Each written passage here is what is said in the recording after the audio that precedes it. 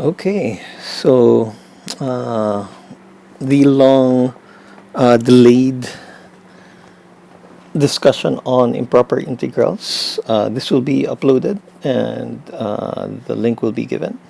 So we talk about integration in the general sense of the definite integral, where you have an integral, basically the area between y is equal to f of x, y is equal to 0, x is equal to a, x is equal to b. Although there are other ways in which a definite integral can be defined. So this is the end of chapter 7 and gives you a bit of a preview of things that will be discussed in chapter 11 on series, because that also there is actually a direct correlation in the integral test, but there's also the indication of a sum, or in this case a summation, or in this case represented by a Riemann sum, which is also a limit to infinity, where you have an unbounded, in this case an unbounded region having a finite area. So an infinite sum having a finite value is the correlation. Okay, so we're going to be talking about two different types of improper integrals. One is with infinite intervals, and another is with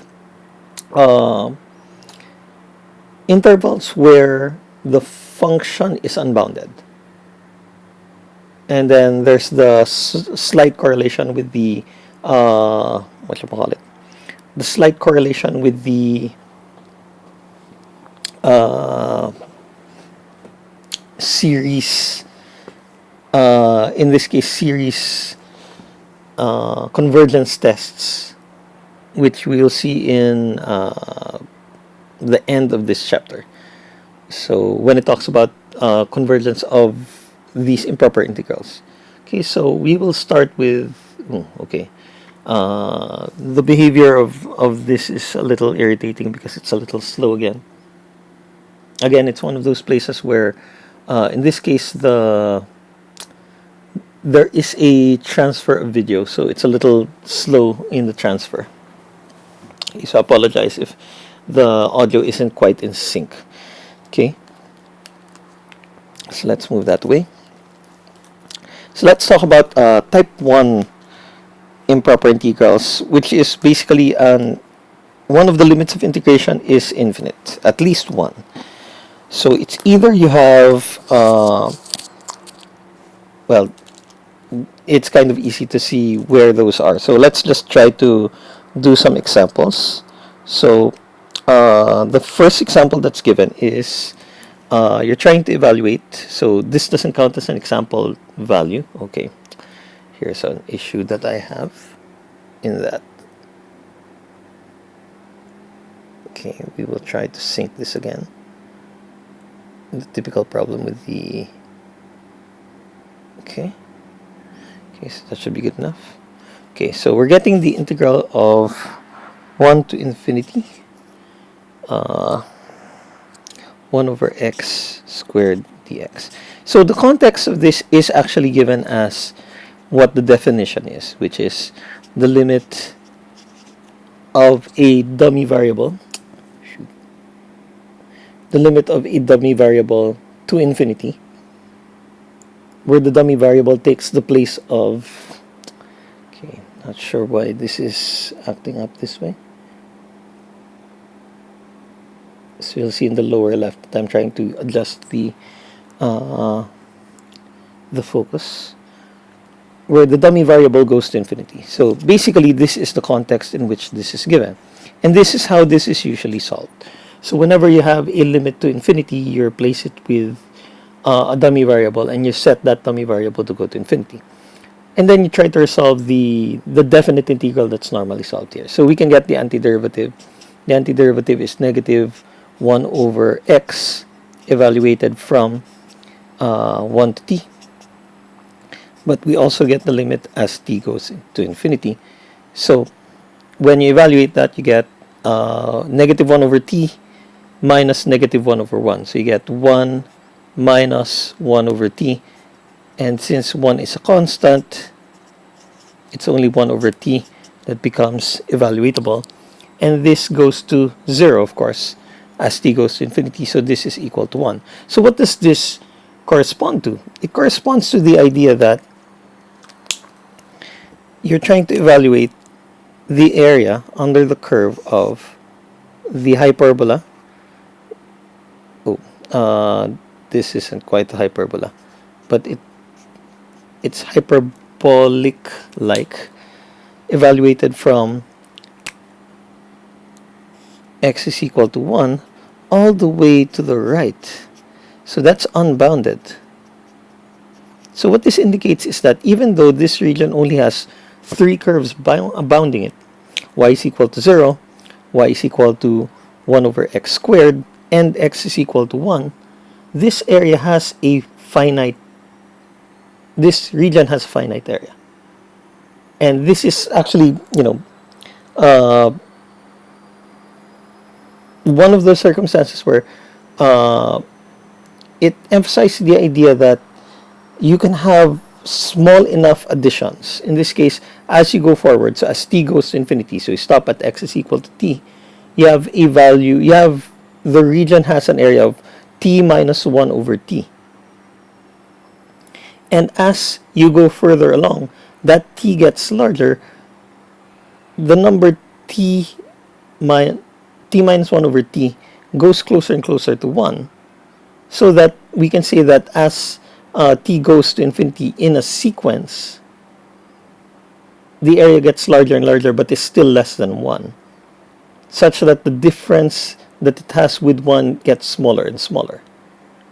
So we say that the area is equal to 1. So there is sort of a almost 2 senses of the limit in this case, but this is sort of in line with what we already saw with Riemann sum up to some extent, except that with Riemann sum, you sort of do a separation. Here, you actually do extend it physically along the line. So this is the first example that we have of an infinite interval. So the interval is unbounded. Okay, so we go formally to example 1. Okay, that is example 1 already. Oh, sorry. This is in contrast to example 1.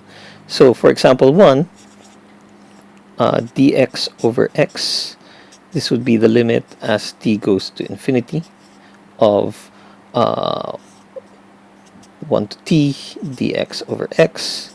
That, of course, is ln of x evaluated from 1 to t, limit as t goes to infinity. Then you have the limit as when x is 1, ln of 1 is 0, the limit of ln t as t goes to infinity is actually infinity. So this is an unbounded region, and that's kind of notable because this is a hyperbolic type function that actually has okay, I can't really say hyperbolic type, hyperbolic like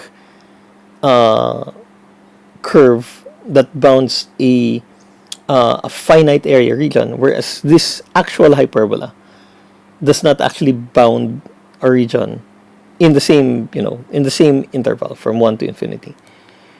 And this is actually equivalent to something you'll see later on in chapter 11, which is the p-test. And the p-test is actually something that you can use this particular knowledge on in using the comparison test or the integral test, I think.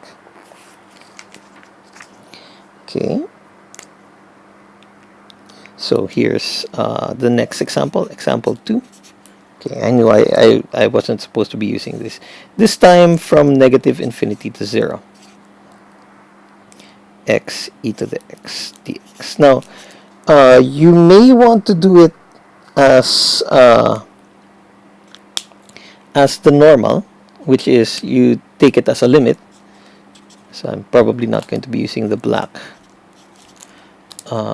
Negative infinity 0 to t x e to the x dt.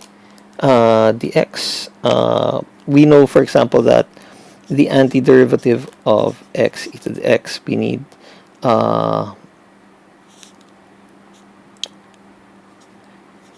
integration by parts. So x e to the x minus e to the x dx, which is x minus 1 times e to the x. So the original integral,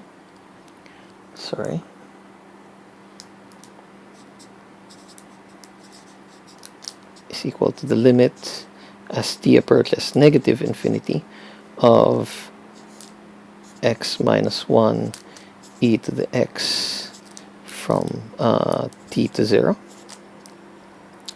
When t is 0, when x is 0, this is negative 1 times 1. So you have negative 1, negative 1 minus the limit as t approaches negative infinity of t minus 1 e to the t. So as t goes to negative infinity, t minus 1 goes to, actually here, it's probably easier to rewrite it by replacing t with another variable. So you let u be negative t. So in this case, this becomes negative 1 minus the limit. So as t goes to negative infinity, u goes to infinity. T is negative u. So you have negative u minus 1 over e to the u, or e to the negative u. So as u goes to infinity, you get infinity over infinity. You need to use L'Hopital's rule. So that's minus. I can make it plus so that I can replace the negative sign there. Limit as u approaches infinity.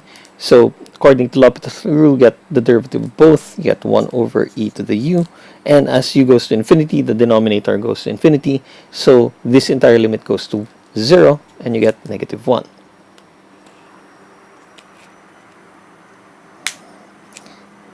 So yeah, usually this is, when you have an integral to negative infinity, it's often the case that you will need to have a replacement of the variable that you're setting to go to negative infinity to get the negative of that, because it's usually harder to look at things as they go to negative infinity. It's easier to look at them when they go to infinity because that's better documented.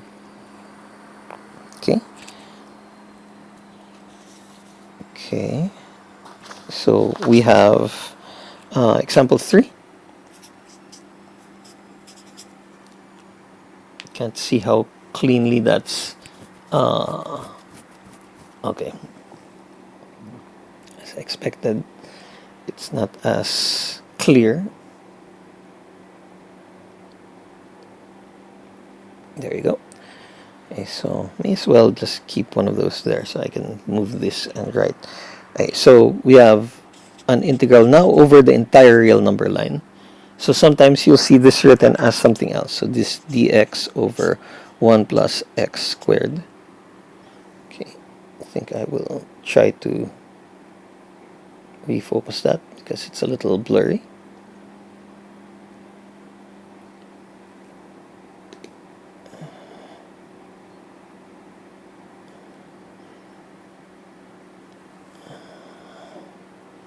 Actually can't see that well, whether or not it's de-blurring.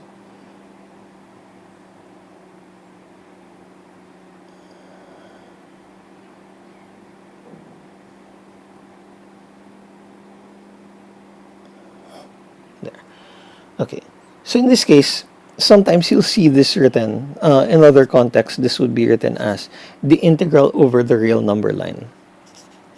Not in these undergraduate textbooks though, but that is what's usually the case. Now, you may imagine that this would just be a single replacement, and then you go limit as t goes to infinity. So you might want to think of this as written as limit as t goes to infinity, negative t dx 1 plus x squared. And that's tempting and clever looking, but the thing is, there's a counterexample in one of the exercises in this section that says that that's not always going to be correct. Sometimes this will converge while this doesn't, or vice versa. So we'll just indicate that that's not how we handle this. How we do handle this is we usually separate it. So we usually separate it into two. Okay, so I'll use two variables, t to infinity, 0 to t. So basically have an integral from 0 to infinity. It doesn't need to be 0, by the way.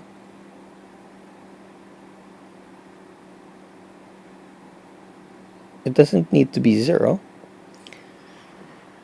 It can be any constant.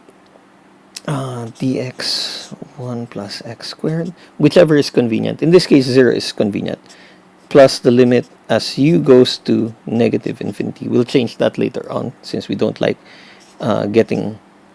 often we don't like getting the limit to negative infinity. Okay, so in both cases, the antiderivative is going to be arctangent. So we have arctangent x evaluated from 0 to t, limit t to infinity, plus limit u to negative infinity, arctangent. Okay, so if this works out, then whatever you insert in the middle, those get cancelled from these two integrals. So you'll get the limit t goes to infinity of arctangent of t minus arctangent of 0 plus arctangent of 0 minus arctangent, limit u goes to negative infinity, I apologize, arctangent u. So these will cancel. So that's safe if it converges. So the thing is, arctangent as t goes to infinity goes to pi over 2. Arctangent as u goes to negative infinity goes to negative pi over 2. So you get pi over 2 minus negative pi over 2, which is pi, which is convenient. So this is actually kind of an interesting statement. The statement basically says that if you graph y is equal to 1 over 1 plus x squared, the entirety of that area in between that curve and the x-axis has an area of pi, which is a weird place to find pi, because there's nothing here that indicates that pi is of any significance. That's a rational function. That's the horizontal line. Looks like a curve like that. It looks like a small bump in the curve, but that is the conclusion that you get from this particular computation. Okay, so something again related to series that we'll see later on. For which value of p is this convergent? So assuming that p is positive, I guess.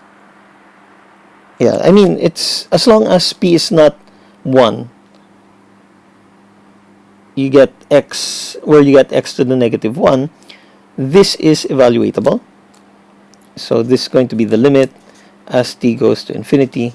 So I'm going to shortcut this now, get the antiderivative of this. That's going to be x to the negative p plus 1 over 1 minus p. I should have written 1 minus p there, from 1 to t.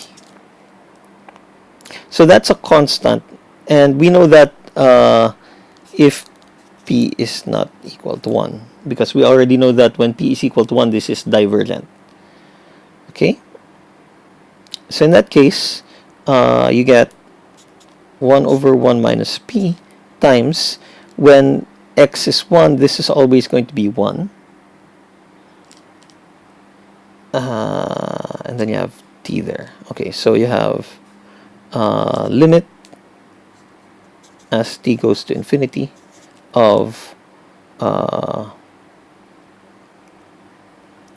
t to the 1 minus p minus 1. Okay, so in this case, it's just a question of what 1 minus p is. If 1 minus, so if this is 0, which it can't be, if this is positive, then this goes to infinity. If this is negative, then it goes to 0. So this will be infinity if p is greater than 1, and when this is 0, you get 1 over p minus 1 if p is, sorry, this is less than 1, this is greater than 1.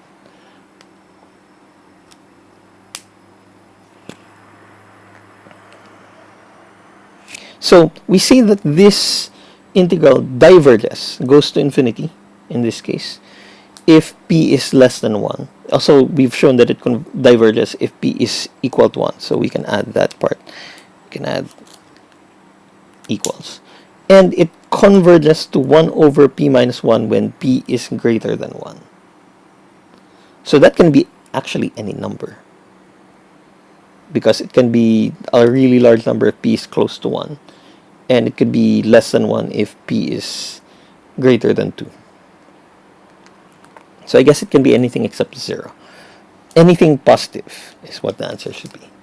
Okay, so that's another thing that you can conclude from this type of integration. So after these 4 examples, we can start with the second type. So the second type is where the function is unbounded, usually at the endpoints.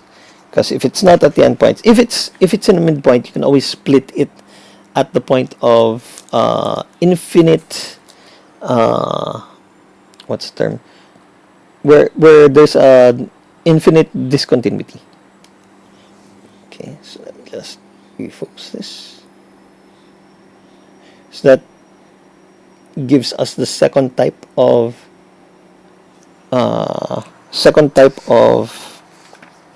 improper integral. So I guess, because if it's removable discontinuity or jump discontinuity, you can always split it off.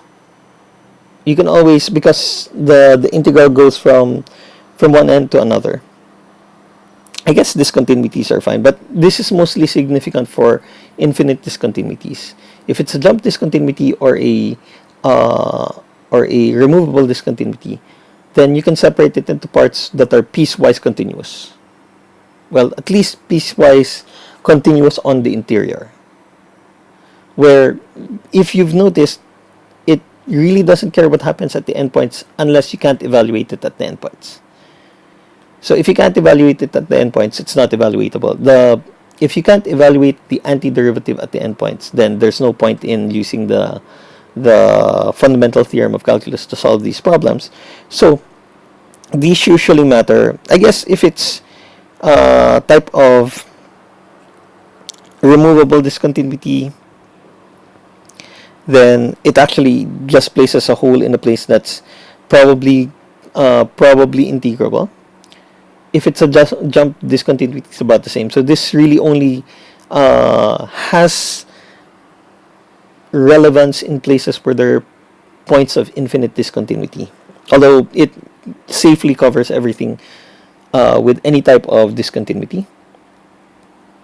So in this case, let's put this at the end so I can safely move these. Okay, so if you have a point of discontinuity, you can put it as one of the limits of integration, and then you can try to get it also as a limit. So let's say if it's continuous, if it's not continuous at one of the endpoints, you can get the limit to that point. So the example here, don't really want to go through all of the details. Dx over square root of x minus 2. Again, it loses focus for some reason. I guess it might be the shadows that's causing the issues. Okay, so what happens here? So obviously, not continuous at 2. Oops. Okay, now it's having issues with focus in general.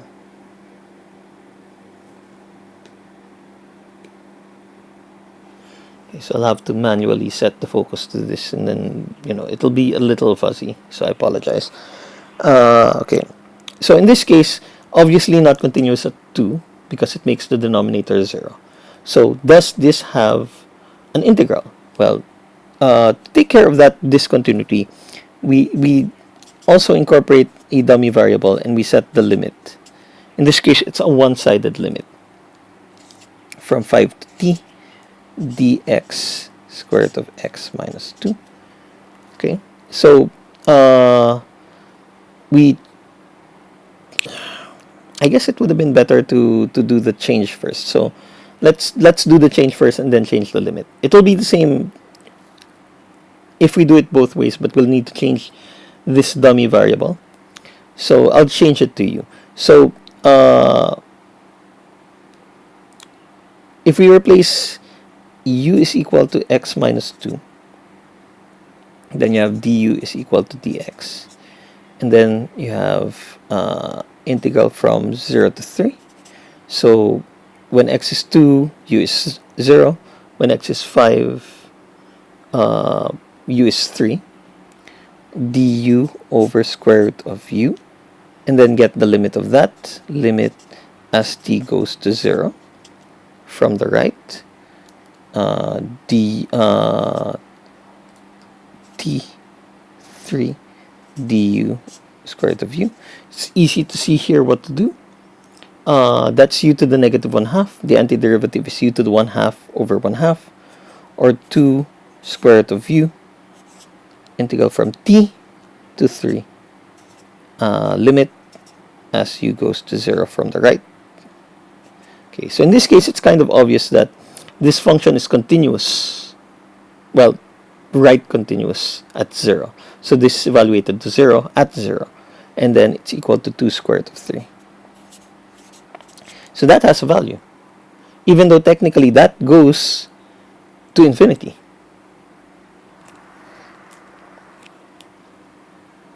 So the function is unbounded over this interval, but at the endpoint.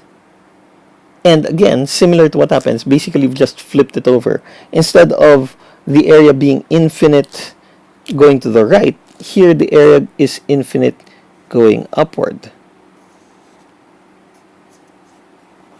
So this is x is equal to 2. This is y is equal to 1 over square root of x minus 2. This is x is equal to 5. So to some extent, this is bounded, but this is unbounded. So there's really just 3, well, in this case 4 regions, 4 curves that are bounding the region, but it's still unbounded in one direction, which is the one going north. Let's see if this can refocus, because I do not like this focus that I'm seeing there. Slightly better. So after there's a bit of text, it refocuses. We've seen that before. Okay. Next question is, does this converge or diverge? 0 to pi over 2 secant x. So where would there be problems? Cosine is 1 at 0, but 0 at pi over 2. So secant doesn't exist at pi over 2. So we get the limit as t goes to infinity, t goes to pi over 2 from the left, of 0 to t secant x dx. So The antiderivative of secant is ln of secant plus tangent evaluated from 0 to t. Again, limit, keep writing over that pi over 2 from the left. Okay, so at 0, this is secant 0 is 1, tangent 0 is 0. So ln of 1 is 0. So you have this is basically the limit as t approaches 2 from the left, ln of secant t plus tangent t. Now the problem with that is that as t goes to pi over 2, tangent is 0, but secant goes to infinity.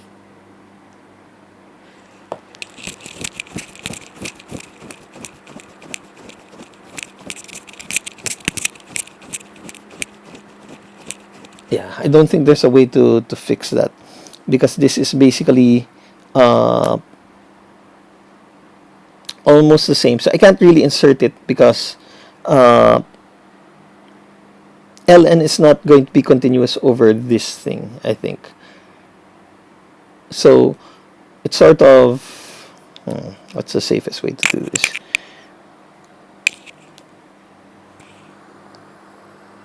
Yeah, I think this might be easier to describe as the limit as t approaches pi over 2 from the left, ln of 1 plus sine x over cosine x. So you get something like ln of 1 plus sine minus ln of cosine. And you get ln of cosine. Yeah, there's no clean way to do the ln of cosine thing. Ln of 1 plus sine x is t. Ln of 1 plus sine t as t goes to pi over 2 is basically ln of 2. Is that right? Yeah, something like that. ln of 2 minus ln of cosine x, and that's not evaluatable. So there's no this is going to be divergent as given. Goes to infinity. Okay. Okay. Let's see if it refocuses again.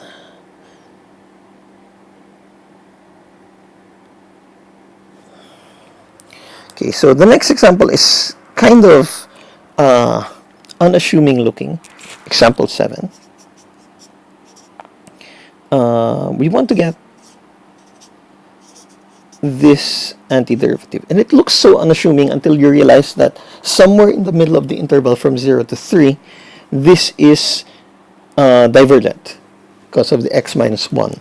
So you actually have to split this into the integral from 0 to 1 dx x minus 1 plus the integral from 1 to 3 dx x minus 1. And in both cases, those are functions that are unbounded on those regions. So you actually have to get the limit as t approaches 1 from the left, 0 to t dx x minus 1 plus the limit u goes to 1 from the right, u3 dx x minus 1. So antiderivative is going to be ln of x minus 1, evaluated from 0 to t, limit as t approaches 1 from the left, plus the limit u 1 from the right, ln of x minus 1 from u to 3. And it looks like there may be some cancellation, but that doesn't work out because you have infinities on both sides. Okay, I apologize. That got blurry in the middle there.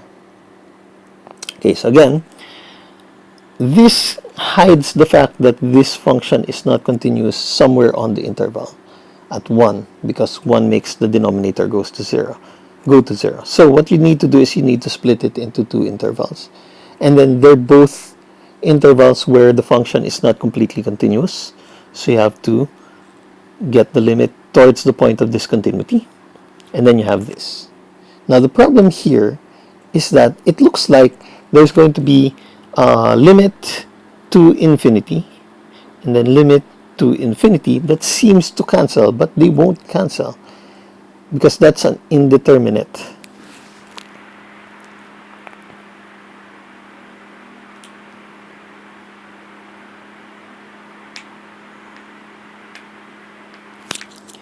So in particular for this one, this is going to be ln of negative ln of 1 is 0, so that goes nowhere. So you get the limit as the limit of ln t minus 1 as t goes to 1 from the left. So this gets closer and closer to 0 plus the limit u 1 to the right ln u minus 1 also goes to, both of them go to negative infinity, by the way. So that's actually kind of a problem. They don't even cancel. They both go to negative infinity plus ln of so minus, sorry, that should be minus, plus ln of 2.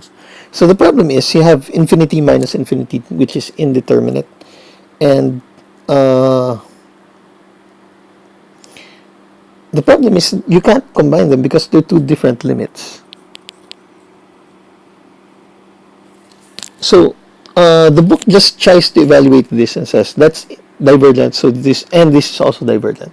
So because both of them are divergent, you can't make them collide into something that's convergent to, say, ln of 2. Because again, you'll have infinity minus infinity, which technically is philosophically, I can't really say technically, philosophically is equal to any integer, any real number. You can make any real number appear as infinity minus infinity, and you can actually get in formal ways, in you can construct a limit that you can evaluate by L'Hopital's rule, which is of the form infinity minus infinity, that evaluates to a number that you want. So the fact is infinity minus infinity is unevaluatable. So the cleanest way to say this is divergent is to just evaluate one and say, okay, that's divergent, and then this is divergent. So both of them being divergent cannot make their sum be convergent. So this is divergent.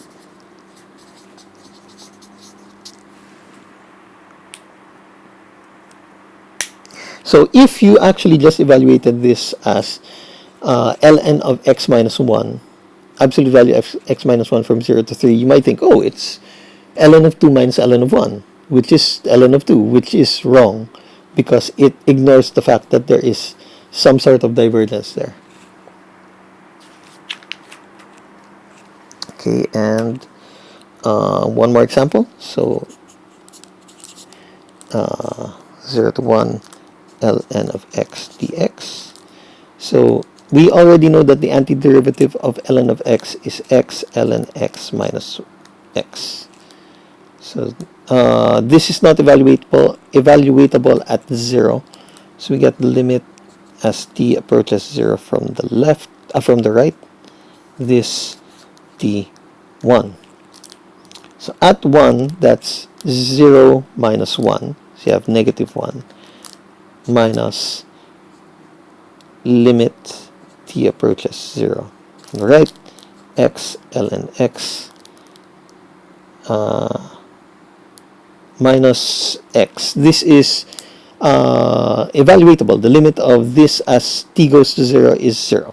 So you only have this part. Now, is this evaluatable? Well, this is 0 times negative infinity. So it's an indeterminate. So you actually have to write it out as limit t approaches 0. Okay, so let's just verify first. Ln x dx, this is your dv, this is your u. So the antiderivative is x ln x minus x over x dx. So you have ln x minus x. Okay, so you have ln x divided by 1 over x. And then we use L'Hopital's rule. For L'Hopital's rule, this is 1 over, you get the derivative of the numerator and the denominator. You get, oops, sorry, this is t. That evaluates t already. So, derivative of 1 over, of ln t is 1 over t. Derivative of 1 over t is negative 1 over t squared. And that's going to give you negative 1 plus the limit t approaches 0. T approaches 0 from the right of t. And that goes to 0. So this actually evaluates to negative 1. So that actually has a value. So despite it looking like it won't have any, it won't converge to anything, it actually evaluates to 1. Negative 1, sorry. Because the entire curve is below the x-axis. The entire region is below the x-axis. Okay, so that leads us to the last discussion, the last two examples in this section. So this discusses what's referred to as a comparison test. So that might sound familiar because it has some similarities in the sense that we discussed divergence and convergence of values here. In series, there is a discussion on whether or not a series converges or diverges, whether or not it converges to a value or diverges to infinity or something else, or negative infinity. So in this case, you can, if a region has a smaller area than another region, and the larger region is convergent, has a finite area, then it can't be the case that the smaller region has a divergence. It has to have an area that's smaller than the finite value. Likewise, if you have again two regions, one larger than the other in terms of area, and the smaller region has a divergence in terms of its area, so it has an unbounded area, it has infinite, the integral that evaluates its area is infinite, then it has to be the case that the one that's larger has to also diverge. And that's in absolute senses, okay? So if it goes to negative infinity but both of the regions are below the x-axis, then you say that the larger region has the larger area, quote unquote, which is more negative in that sense. So the comparison test basically just says, and you can replace this for negative regions if need be, if f of x is greater than g of x is greater than 0, so in this case with both of them positive, for x greater than or equal to a, if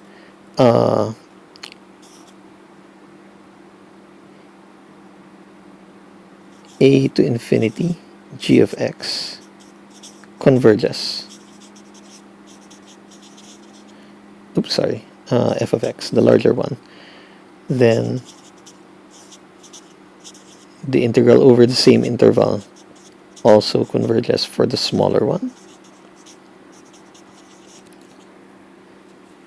If for the smaller one the area already diverges, or the integral diverges, then for the greater one, for the greater one, because this is supposed to be greater anyway, diverges as well. So you can get this on a relatively straightforward geometric analysis. So, for example, 9, we show that this is converges. So this, okay, so for x greater than or equal to 0, e to the negative x squared is going to be, I actually have to split it into two parts. It's going to be less than e to the negative x